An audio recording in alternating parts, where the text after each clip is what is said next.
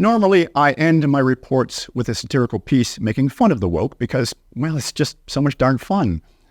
But this week, I bring you instead our hero of the week.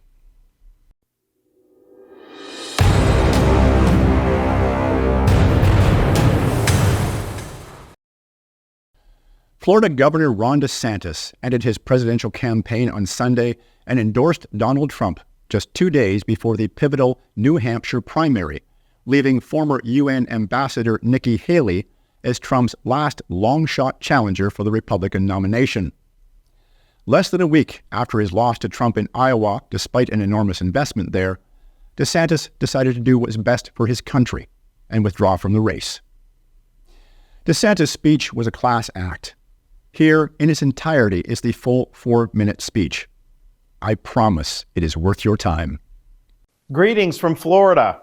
The warmth of being home is a reminder why I've chosen public service, from joining the United States Navy and serving in Iraq, to representing the people in the U.S. Congress, and now serving as governor of Florida. And it reminds me why I decided to run for president, to fight for those who have been forgotten in this country.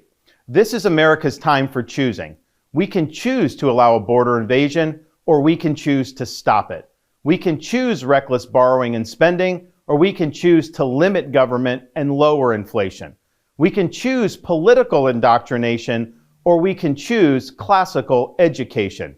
These choices are symptoms of the underlying struggle to ensure that constitutional government can endure and that Western civilization can survive. And we launched this campaign to bring accountability to government, regain sovereignty at our border, and restore sanity to our society. We cannot succeed as a country if we allow our nation to be invaded, our currency to be debased, our cities to crumble, and our kids to be indoctrinated.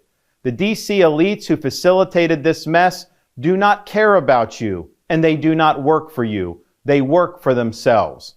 They seek to accumulate power at your expense to pursue an agenda that is harmful to the American people. Citizens do not serve politicians. It is the duty of politicians to serve you. Talk is cheap. Actions speak louder than words. Reversing the decline of this nation requires leadership that delivers big results for the people we are elected to serve. I have a record of leading with conviction, championing an agenda marked by bold colors, delivering on my promises, and defeating the people who are responsible for our nation's decline. That is the type of leadership we need for all of America. Now, over the past many months, Casey and I have traveled across the country to deliver a message of hope, that decline is a choice, and that we can, in fact, succeed again as a nation. Nobody worked harder, and we left it all out on the field.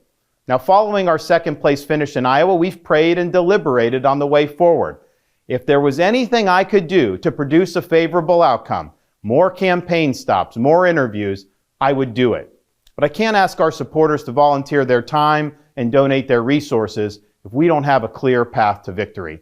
Accordingly, I am today suspending my campaign. I'm proud to have delivered on 100% of my promises, and I will not stop now. It's clear to me that a majority of Republican primary voters want to give Donald Trump another chance.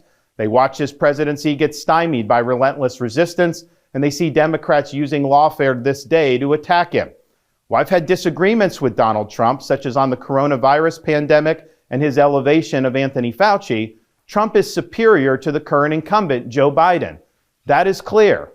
I signed a pledge to support the Republican nominee, and I will honor that pledge. He has my endorsement because we can't go back to the old Republican guard of yesteryear, a repackaged form of warmed-over corporatism that Nikki Haley represents.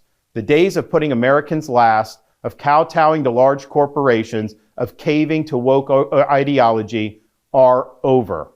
I thank all of our passionate supporters who have stood by us through it all. That we had people volunteer to come to Iowa in the middle of a blizzard to knock on doors and make phone calls touched us dearly.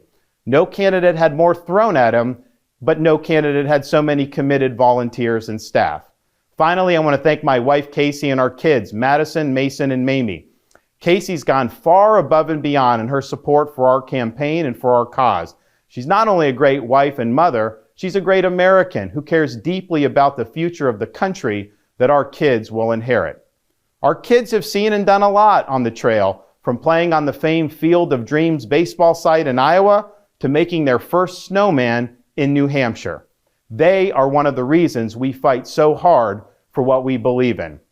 Winston Churchill once remarked that success is not final, failure is not fatal, it is the courage to continue that counts. While this campaign has ended, the mission continues. Down here in Florida, we will continue to show the country how to lead. Thank you, and God bless. Unlike the U.S., where the Constitution states that a person must be born in the U.S. to run for president, there is no such rule in Canada. A prime minister here need only be a citizen, be at least 18 years of age, and be a member of parliament. Ron, immigrate to Canada. We'd love to have you.